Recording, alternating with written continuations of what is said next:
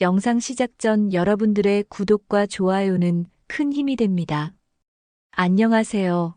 여러분, 오늘은 한 부부의 이야기를 들려드리려고 합니다. 아마 여러분 중에서도 비슷한 경험을 하신 분들이 계실지도 모르겠어요. 서울 송파구 잠실동의 한 아파트 단지에서 김민수와 박소영 부부가 평범한 신혼생활을 이어가고 있었습니다. 결혼한 지 이제 막 2년이 된 이들. 부부는 주변 사람들이 보기에 참 부러운 커플이었어요. 30대 초반의 젊은 부부로서 각자 안정적인 직장을 가지고 있었고 서로를 아끼며 살아가는 모습이 보기 좋았죠. 김민수는 국내 대기업 영업팀에서 대리로 일하고 있었습니다. 매일 아침이면 어김없이 일어나 간단히 샤워를 마치고 정장 차림으로 출근 준비를 했어요. 단정한 외모를 가진 민수는 성실함이 얼굴에 그대로 드러나는 전형적인 직장인이었죠. 회사에서도 성과가 좋아 상사들의 신뢰를 받고 있었고 앞으로 승진 가능성도 밝아 보였습니다. 박소영은 중견 건설회사 본사 기획팀에서 사무직으로 근무하고 있었어요. 단아한 외모를 가진 소영은 대학 시절부터 민수와 만나기 시작해 5년간의 연애 끝에 결혼에 이르렀습니다. 평소 살림을 꼼꼼히 챙기는 성격으로 민수가 회사 일로 바쁠 때면 집안일을 도맡아 처리하며 내조를 아끼지 않았죠. 이들 부부가 사는 아파트는 전세로 들어온 곳이었는데 제법 괜찮은 조건의 집이었습니다. 민수의 부모님께서 많은 도움을 주셨고 나머지는 부부가 모은 돈과 대출로 마련했어요. 신혼부부가 살기에는 충분한 공간으로 거실과 안방, 그리고 작은 방이 하나 있는 구조였죠. 평일 아침이면 민수가 먼저 일어나 커피를 내리고 소영이 간단한 아침 식사를 준비하는 것이 이들의 일상이었습니다. 소영은 민수보다 조금 늦게 출근하면 되었기에 민수가 나간 후 여유롭게 준비할 수 있었어요. 저녁에는 보통 소영이 먼저 퇴근해 저녁 준비를 하고 민수가 돌아오기를 기다렸습니다. 주말이면 둘이 함께 마트에 가서 장을 보거나 근처 쇼핑몰을 구경하며 시간을 보냈어요. 가끔은 양가 부모님께 안부 인사를 드리러 가거나 대학 동기들과 모임을 가지기도 했죠. 특별히 큰 사건이나 갈등 없이 평범하고 안정적인 신혼생활을 이어가고 있었습니다. 민수는 회사에서 담당하는 업무가 부품 납품 관련 영업이어서 출장도 자주 가고 접대도 많았습니다. 그럴 때마다 소영은 이해해주며 기다려주었어요. 반대로 소영도 가끔 회사 직원들과 회식이 있을 때면 민수가 집안일을 도맡아 했고요. 서로를 배려하고 이해하는 모습이 주변 사람들에게는 정말 보기 좋은 부부로 비춰졌습니다. 그런 평범한 일상 속에서도 민수와 소영은 각자의 꿈과 계획을 키워가고 있었어요. 민수는 몇 년 후 승진하면 좀 더 좋은 집으로 이사를 가고 싶어 했고, 소영은 결혼 몇 년 차쯤에는 아이를 가져보고 싶다는 생각을 하고 있었습니다. 둘 다 현재의 삶에 만족하면서도 더 나은 미래를 위해 열심히 살아가는 중이었어요. 이들의 일상은 정말 평범했습니다. 아침에 일어나 각자 출근 준비를 하고 저녁이면 함께 저녁 식사를 하며 하루 있었던 일들을 나누었죠. 주말에는 늦잠을 자고 브런치를 먹으며 여유로운 시간을 보냈습니다. 가끔 영화를 보러 가거나 맛있는 음식점을 찾아다니기도 했어요. 소영은 민수가 야근이나 출장으로 집에 늦게 들어올 때면 항상 따뜻한 밥을 준비해 두었습니다. 민수 역시 소영이 힘들어할 때면 어깨를 주물러 주거나 함께 집안일을 도우며 아내를 챙겼어요. 이런 소소한 배려들이 쌓여 둘의 관계를 더욱 돈독하게 만들어 주었습니다. 하지만 이런 평범하고 행복해 보이는 일상 속에서도 작은 변화의 조짐들이 나타나기 시작했습니다. 아직은 눈에 띄지 않는 미묘한 변화들이었지만 이후 이들 부부의 삶을 완전히 뒤바꿔 놓게 될 시작점이었죠. 민수는 아직 알지 못했지만 소영의 마음속 깊은 곳에서는 어떤 새로운 감정들이 싹트기 시작하고 있었습니다. 그런 평범한 일상이 조금씩 달라지기 시작한 것은 가을이 깊어가던 어느 날부터였습니다. 소영이 회사에서 돌아오는 시간이 점점 늦어지기 시작했어요. 처음에는 일주일에 한 번 정도였는데 점차 빈도가 늘어나더니 일주일에 두세 번씩 늦게 들어오는 일이 잦아졌습니다. 소영은 집에 들어서면서 미안하다는 표정으로 민수에게 말했어요. 오늘 부서에서 갑자기 회식이 있어서 늦었다고 했죠. 회사 일이 바빠지면서 직원들끼리 모여서 스트레스를 푸는 자리가 많아졌다고 설명했습니다. 민수는 소영의 말을 듣고 고개를 끄덕이며 이해한다고 말했어요. 자신도 회사 생활을 하다 보니 갑작스러운 회식이 얼마나 자주 생기는지 잘 알고 있었거든요. 하지만 뭔가 이상한 점들이 하나둘씩 눈에 띄기 시작했습니다. 소영이 늦게 들어올 때마다 평소와는 다른 향수 냄새가 났어요. 소영이 평소에 쓰던 향수는 가벼운 플로럴 계열이었는데 요즘에는 좀 더 진하고 성숙한 느낌의 향이 몸에서 풍겼습니다. 민수가 물어보니 소영은 회사 후배가 새로 산 향수를 조금 뿌려봤다고 대답했어요. 또 다른 이상한 점은 소영의 옷차림이었습니다. 회식이 있다는 날이면 평소보다 조금 더 신경 써서 꾸미고 나갔어요. 화장도 평소보다 진하게 하고 옷도 더 예쁜 것으로 골라 입었죠. 민수가 예쁘다고 말하면 소영은 살짝 붉어지며 회사 사람들한테 초라하게 보이기 싫어서 그렇다고 했습니다. 민수는 이런 변화들을 보면서도 크게 의심하지는 않았어요. 오히려 소영이 회사에서 인간관계를 잘 맺어가고 있다는 생각이 들어 다행이라고 여겼습니다. 신혼 초에는 새로운 직장 환경에 적응하느라 힘들어하던 소영이 이제는 동료들과 어울릴 정도로 편해졌다고 생각했거든요. 하지만 시간이 갈수록 소영의 늦은 귀가는 더욱 빈번해졌습니다. 일주일에 3번에서 4번으로 늘어났고 때로는 밤 11시가 넘어서야 집에 들어왔어요. 그럴 때마다 소영은 술에 취한 듯한 모습을 보였습니다. 얼굴이 붉어져 있고 말투도 평소와 달랐죠. 민수가 많이 마셨냐고 물으면 소영은 직장 생활이 힘들어서 동료들과 한잔했다고 답했습니다. 민수는 점차 마음 한편으로 작은 의심이 생기기 시작했어요. 회식이 이렇게 자주 있을 수 있나 하는 생각이 들었죠. 자신의 회사에서는 한 달에 한두 번 정도가 고작인데 소영의 회사는 너무 자주 회식을 하는 것 같았습니다. 하지만 회사마다 문화가 다를 수 있다고 스스로를 납득시켰어요. 어느 날 소영이 또다시 늦게 들어왔는데 이번에는 조금 다른 모습이었습니다. 옷이 평소보다 구겨져 있었고 머리카락도 약간 흐트러진 상태였어요. 민수가 괜찮냐고 물어보니 소영은 회식 자리에서 술을 너무 많이 마셔서 화장실에서 토하느라 그렇게 됐다고 설명했습니다. 민수는 소영을 부축해 침실로 데려가며 다음부터는 술을 적당히 마시라고 당부했어요. 그런데 며칠 후 민수는 우연히 소영의 핸드폰 화면을 보게 됐습니다. 소영이 샤워하러 가면서 침대 위에 핸드폰을 두고 간 사이 메시지 알림이 왔었어요. 화면에 떠오른 발신자 이름은 회사 동료의 이름이 아니라 모르는 남자 이름이었죠. 내용은 일부만 보였지만 오늘 정말 즐거웠다는 내용이었습니다. 민수는 그 순간 가슴이 철렁했습니다. 하지만 소영이 샤워에서 나오기 전까지 더 자세히 볼 수는 없었어요. 소영이 나와서 핸드폰을 집어들고는 별일 아닌 듯 메시지를 확인한 후 바로 지웠습니다. 민수는 누구한테서 온 메시지냐고 물어볼까 하다가 결국 참았어요. 자칫 소영을 의심한다는 인상을 줄 수 있을 것 같았거든요. 하지만 그날부터 민수의 마음은 편치 않았습니다.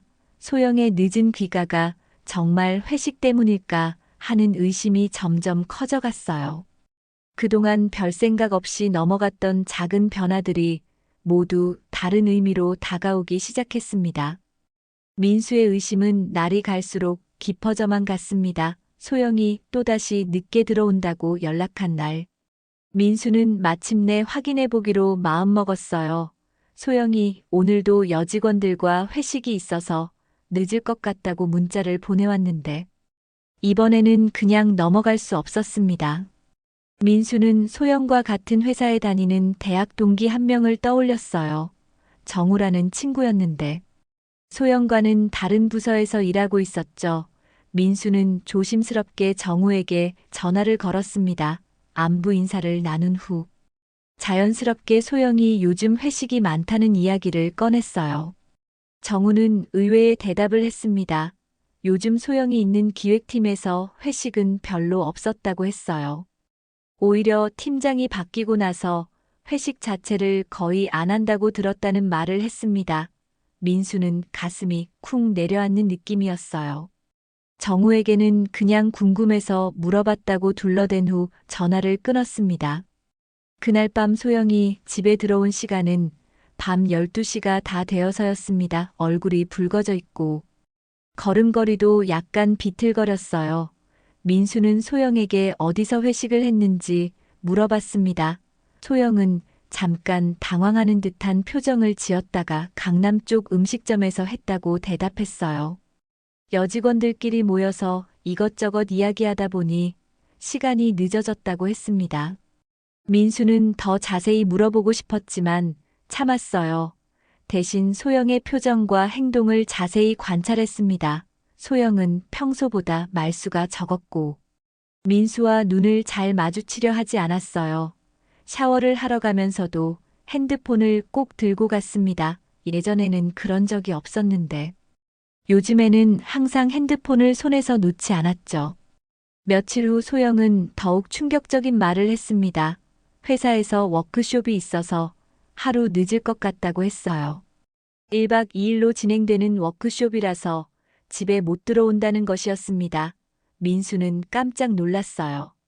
소영이 결혼 후 집에서 하룻밤을 보내지 않은 적은 한 번도 없었거든요. 소영은 미안하다는 표정으로 설명했습니다. 갑자기 정해진 일정이라 어쩔 수 없다고 했어요. 민수는 마음속으로는 의심이 들었지만 겉으로는 이해한다고 말했습니다. 대신 조심히 들어가라고 당부했죠. 그날 밤 민수는 잠을 이루지 못했어요. 소영이 없는 집은 왠지 모르게 썰렁하고 적막했습니다. 다음 날 저녁 소영이 돌아왔을 때 민수는 또 다른 변화를 발견했어요. 소영의 가방에서 고급 호텔 로비에서나 볼 법한 작은 초콜릿이 나온 것이었습니다. 민수가 이게 뭐냐고 물어보니 소영은 잠깐 당황했다가 워크숍 장소 호텔에서 주는 서비스라고 대답했어요. 하지만 민수가 보기에는 그런 종류의 초콜릿이 아니었습니다. 민수는 점점 확신이 서기 시작했어요. 소영의 말들이 거짓일 가능성이 높다는 생각이 들었습니다. 회식도 거짓말이고 워크숍도 거짓말일지도 모른다는 의심이 들었어요. 하지만 아직 확실한 증거는 없었습니다. 그저 상황들이 이상할 뿐이었죠. 그러던 어느 날 민수는 소영이 샤워하는 동안 우연히 소영의 옷에서 나는 냄새를 맡게 됐어요. 남성용 향수 냄새가 희미하게 났습니다.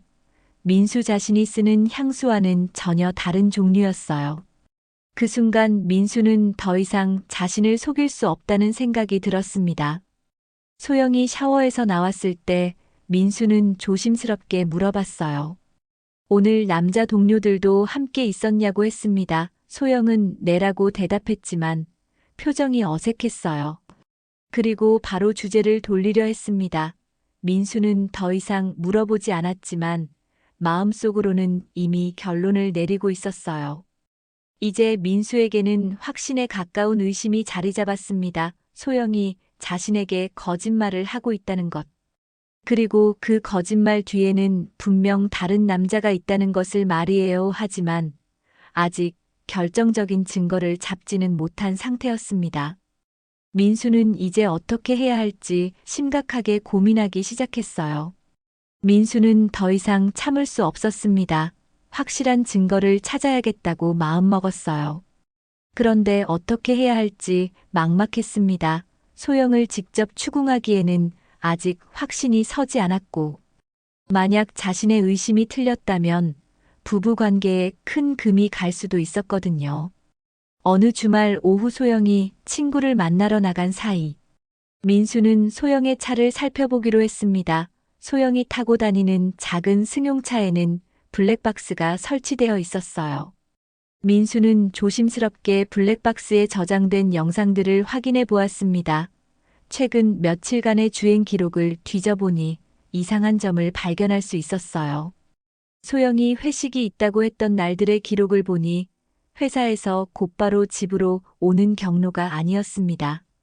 대신 강남 쪽으로 향하는 길이 기록되어 있었어요.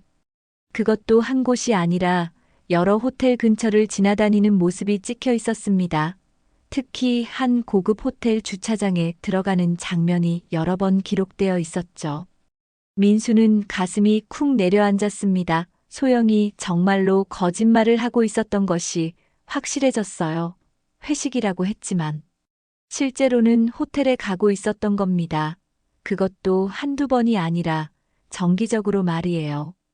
민수는 블랙박스 영상을 자신의 핸드폰으로 촬영해 두었습니다.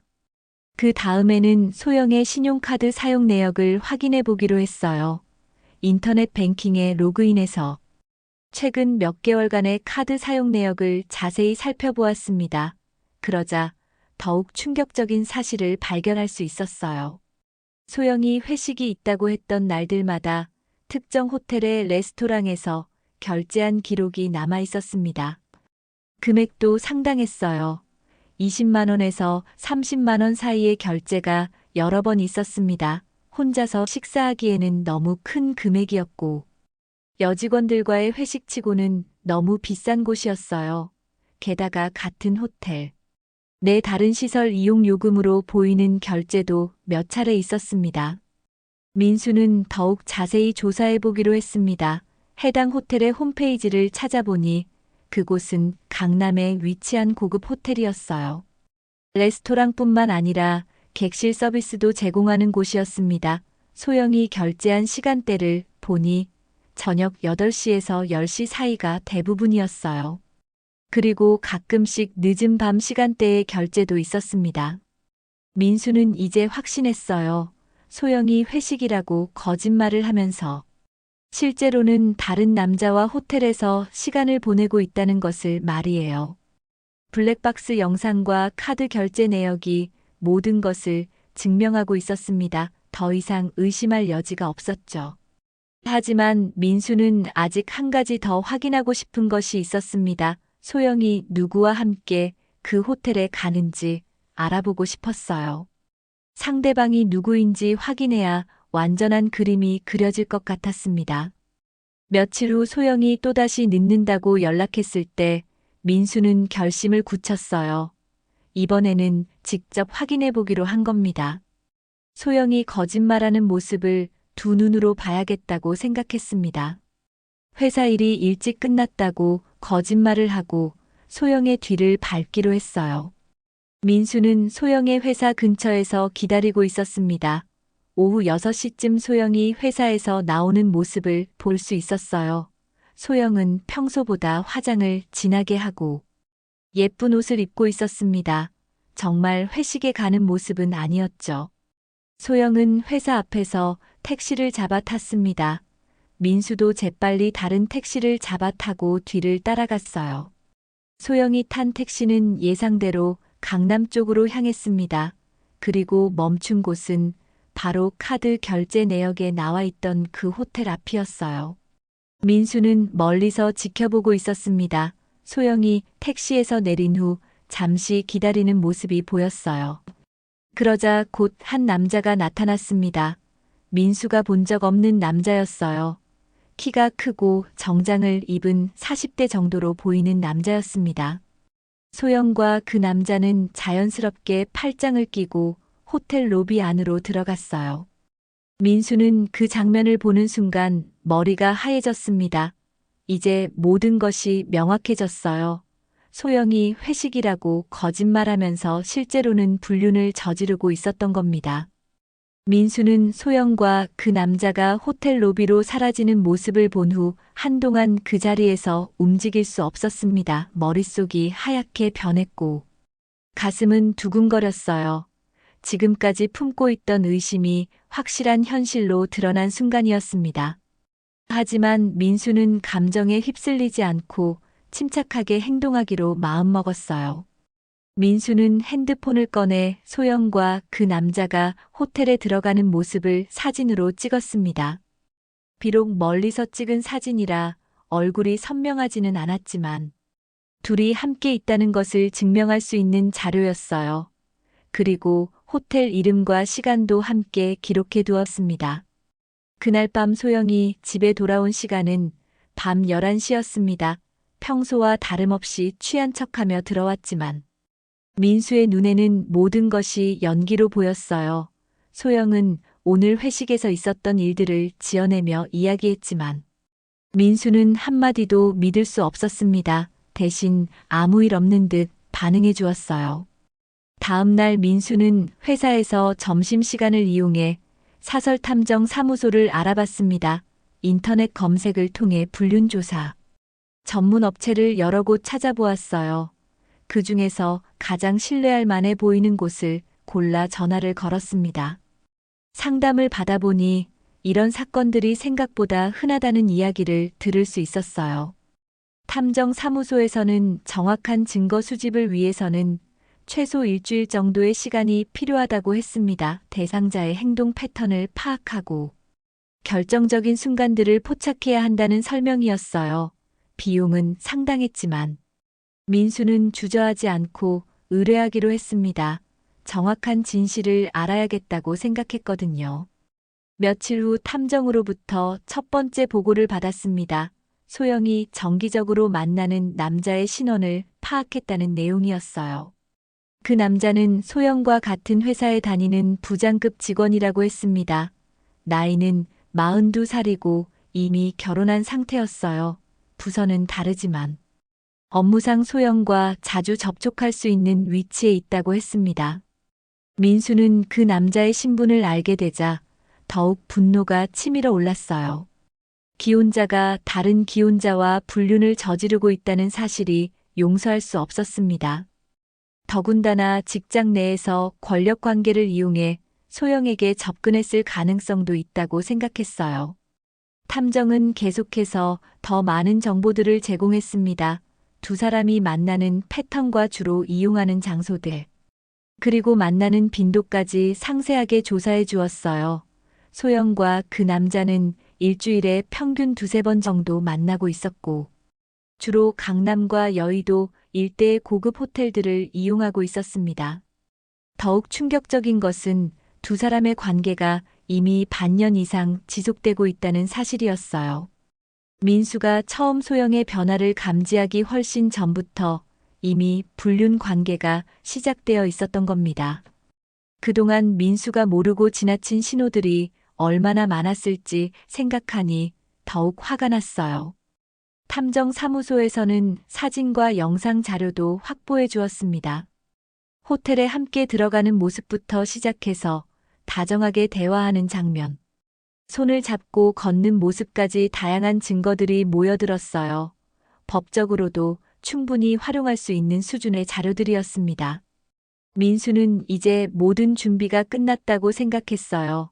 소영의 배신과 불륜에 대한 확실한 증거들을 손에 넣었으니 이제 어떻게 대응할지 결정해야 할 시점이었습니다. 하지만 쉽게 결정할 수 있는 문제는 아니었어요. 2년간 함께 쌓아온 결혼 생활을 하루아침에 끝내는 것은 큰 용기가 필요한 일이었거든요. 그럼에도 불구하고 민수의 마음은 이미 정해져 있었습니다. 배신에 대한 대가는 반드시 치러야 한다고 생각했어요. 소영이 그동안 자신에게 했던 거짓말들과 이중적인 행동들을 용서할 수 없었습니다. 무엇보다 다른 남자와 호텔에서 시간을 보내면서도 집에 돌아와 아무 일 없는 듯 행동하는 모습이 역겨웠어요. 민수는 이제 소영과의 마지막 대화를 준비하기 시작했습니다. 그동안 수집한 모든 증거들을 정리하고 소영이 더 이상 변명할 수 없도록 완벽하게 준비할 생각이었어요. 동시에 이혼 절차와 관련된 법적 조치들도 알아보기 시작했습니다. 이제 돌아갈 길은 없다고 생각했거든요. 일주일 후 탐정으로부터 더욱 상세한 보고서를 받게 된 민수는 소영의 불륜이 얼마나 치밀하고 조직적으로 이루어지고 있는지 알 수 있었습니다. 단순히 우발적인 관계가 아니라 계획적이고 지속적인 불륜이었던 것이죠. 탐정이 제공한 자료들을 보니 민수의 분노는 더욱 커져만 갔어요. 그 남자의 이름은 정성호였습니다. 소영과 같은 회사 전략기획실의 부장으로. 소영이 속한 팀과 업무상 협력하는 일이 많은 위치에 있었어요. 나이는 42살로 민수보다 10살 정도 많았고, 결혼한 지 15년 된 기혼자였습니다. 아내와 고등학생 딸 하나를 두고 있다고 했어요. 탐정의 조사에 따르면 정성호와 소영의 관계는 작년 가을부터 시작되었다고 합니다. 처음에는 업무상 만나는 관계였는데 점차 사적인 만남으로 발전했고, 올해 초부터는 본격적인 불륜 관계로 이어졌다는 것이었어요. 민수가 소영의 변화를 처음 눈치챈 때보다 훨씬 이전부터 이미 두 사람의 관계는 시작되어 있었던 겁니다. 더욱 놀라운 것은 두 사람이 만나는 패턴이었습니다. 매주 화요일과 목요일은 거의 정기적으로 만나고 있었고, 가끔 주말에도 만나는 일이 있었어요. 주말 만남은 소영이 친구를 만난다고 거짓말하고 나갔던 날들과 정확히 일치했습니다. 민수는 그동안 소영의 거짓말에 완전히 속아 넘어가고 있었던 것이죠. 탐정이 촬영한 사진들을 보니 두 사람의 관계가 얼마나 깊은지 알 수 있었습니다. 호텔 로비에서 다정하게 대화하는 모습, 식당에서 마주 앉아 손을 잡고 있는 장면, 심지어는 길거리에서 포옹하는 모습까지 다양한 각도에서 촬영된 사진들이 있었어요. 모든 사진에는 정확한 날짜와 시간이 기록되어 있었습니다. 통화 기록 분석 결과도 충격적이었어요. 소영과 정성호는 하루에도 몇 번씩 통화를 주고받고 있었습니다. 대부분 업무 시간 외에 이루어지는 통화들이었고, 길게는 1시간 이상 통화하는 경우도 있었어요. 문자 메시지도 수시로 주고받고 있다고 했습니다. 탐정은 두 사람이 자주 이용하는 호텔들의 출입 기록까지 확보해 주었습니다. 체크인과 체크아웃 시간이 정확히 기록되어 있었고, 같은 방을 이용했다는 증거도 있었어요. 신용카드 결제 내역과 비교해 보니 소영이 사용한 카드로 객실료가 결제된 경우도 여러 번 있었습니다. 가장 충격적인 것은 두 사람이 여행을 다녀온 기록이었어요. 소영이 회사 워크숍이라고 거짓말했던 날. 실제로는 정성호와 함께 부산으로 1박 2일 여행을 다녀온 것이었습니다. 호텔 예약 기록과 고속도로 통행료, 결제 내역까지 모든 것이 명확하게 드러나 있었어요. 민수는 이런 자료들을 보면서 분노와 함께 허탈감도 느꼈습니다. 자신이 얼마나 어리석었는지 깨달았기 때문이에요. 소영의 거짓말을 그토록 쉽게 믿어버렸던 자신이 한심하게 느껴졌습니다. 동시에 소영에 대한 사랑도 완전히 식어버렸어요. 탐정은 또 다른 중요한 정보도 제공해 주었습니다. 정성호가 과거에도 비슷한 일을 저질렀다는 것이었어요. 몇 년 전에도 회사 여직원과 불륜 관계를 맺었다가 들통이 난 적이 있다고 했습니다. 그때는 상대방 여직원이 회사를 그만두는 것으로 일이 마무리되었지만 이번에는 상황이 다를 수 있다고 했어요. 민수는 이제 모든 퍼즐이 맞춰진 느낌이었습니다. 소영의 갑작스러운 변화, 늦은 귀가, 거짓말들, 그리고 이상한 행동들의 원인이 모두 정성호와의 불륜 관계 때문이었던 것이죠. 더 이상 의심할 여지가 없을 정도로 완벽한 증거들이 모여 있었습니다. 탐정 사무소에서는 법정에서도 충분히 통용될 수 있는 수준의 증거 자료집을 만들어 주었어요. 사진과 영상 통화 기록, 신용카드 내역, 호텔 출입 기록 등이 모두 체계적으로 정리되어 있었습니다. 이 정도면 이혼, 소송과 상간 소송에서 유리한 위치를 점할 수 있다고 했어요. 민수는 이제 마지막 단계만 남았다고 생각했습니다. 소영과 직접 대면해서 모든 것을 까놓고 이야기하는 것이었어요. 더 이상 거짓말과 속임수를 용인할 수는 없었습니다. 그동안 수집한 모든 증거들을 소영 앞에 내놓고 그녀가 무엇이라고 변명하는지 들어보고 싶었어요. 하지만 민수는 감정적으로 대응하지 않기로 했습니다. 냉정하고 침착하게 사실만을 제시하고 소영의 반응을 지켜볼 생각이었어요. 이미 마음속으로는 이혼을 결심한 상태였지만 소영이 어떤 태도를 보이는지에 따라 처리 방식을 달리할 수도 있다고 생각했습니다. 그날 밤 소영이 또다시 회식이 있다며 늦게 들어왔을 때 민수는 평소와 다름없이 대했어요. 하지만 마음속으로는 이것이 마지막이 될 수도 있다는 생각을 하고 있었습니다. 내일이면 모든 것이 끝날 것이라는 예감이 들었거든요. 금요일 저녁 민수는 모든 준비를 마쳤습니다. 탐정사무소에서 받은 증거 자료들을 깔끔하게 정리해서 봉투에 담아두었어요. 사진들과 통화 기록, 신용카드 내역서, 호텔 출입 증명서 등이 모두 들어 있었습니다. 이제 소영과의 마지막 대화만 남은 상황이었죠. 소영은 그날도 어김없이 회식이 있다며 늦을 것 같다고 문자를 보내왔어요. 하지만 민수는 이미 모든 것을 알고 있었습니다. 소영이 정성우와 만나러 간다는 것을 말이에요. 민수는 소영이 돌아올 때까지 거실 소파에 앉아서 기다렸습니다. 마음은 의외로 차분했어요.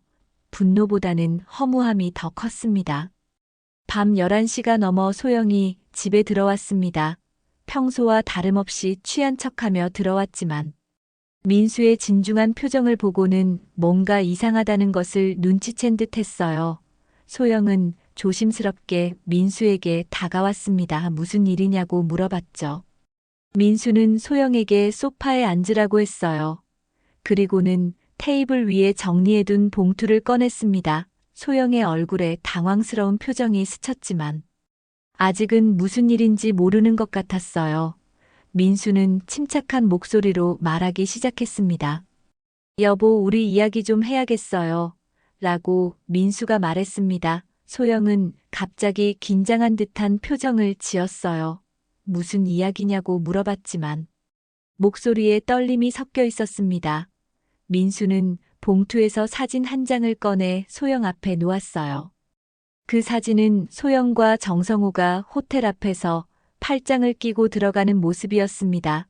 소영의 얼굴은 순간 하얗게 변했어요. 입을 벌린 채 사진을 뚫어져라 바라보았습니다. 그리고는 이게 뭐냐며 떨리는 목소리로 물어봤죠. 민수는 차례차례 다른 증거들을 꺼내놓기 시작했습니다. 호텔에서 찍힌 여러 장의 사진들, 신용카드 결제 내역서, 통화 기록 출입 증명서까지 모든 것이 테이블 위에 펼쳐졌어요. 소영은 점점 창백해지며 아무 말도 하지 못했습니다. 이게 당신이 말하는 회식이에요. 민수가 냉정한 목소리로 말했습니다. 정성호 부장과 함께 호텔에서 보낸 시간들이 회식이라는 거죠. 소영은 여전히 말을 잇지 못하고 있었어요. 손이 떨리고 있는 것이 눈에 보였습니다. 처음에는 소영이 발뺌을 시도했어요. 이건 오해라고 했습니다. 업무상 만난 것이고 호텔은 단순히 식사를 위해서였다고 변명했죠. 하지만 민수는 더 많은 증거들을 보여주었어요. 객실 이용 기록과 체크인 체크아웃 시간까지 모든 것이 드러나 있었습니다. 소영의 변명은 점점 설득력을 잃어갔어요. 특히 부산 여행 기록을 봤을 때는 완전히 말문이 막혔습니다.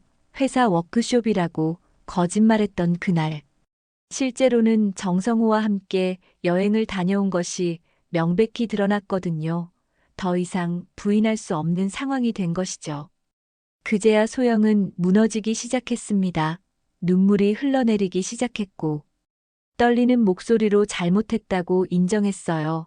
민수에게 미안하다고 했고 용서해달라고 빌었습니다. 하지만 민수의 마음은 이미 돌이킬 수 없을 정도로 차가워져 있었어요. 소영은 계속 울면서 변명을 늘어놓았습니다. 처음에는 정말 업무상 만나는 관계였다고 했어요.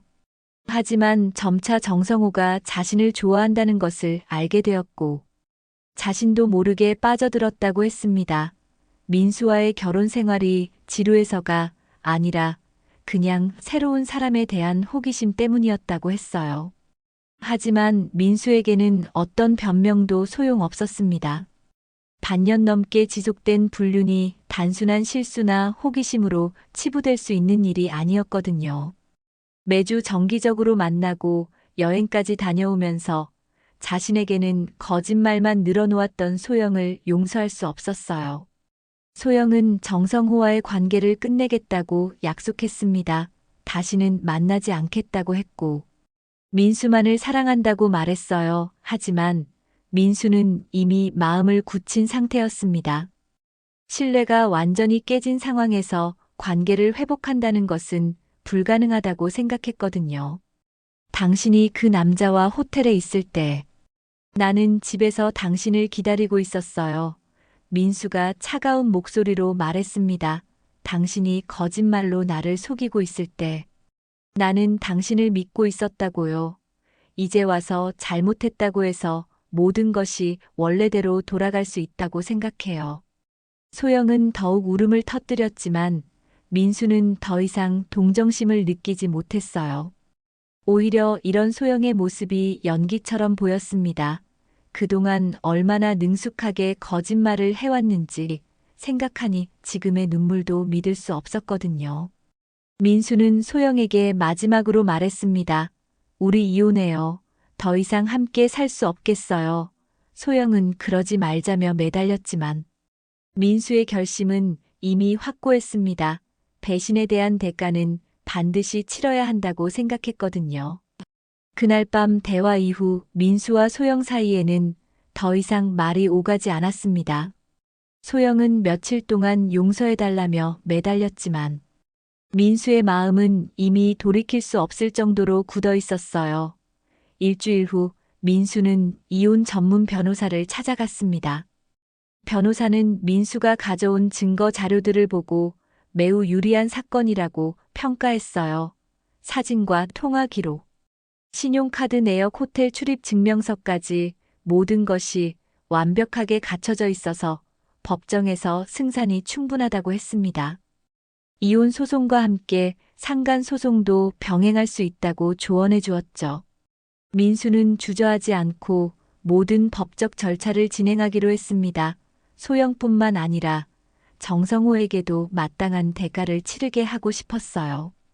기혼자끼리 불륜을 저지른 것에 대한 책임을 반드시 물어야 한다고 생각했습니다. 소송이 시작되자 소영은 당황했어요.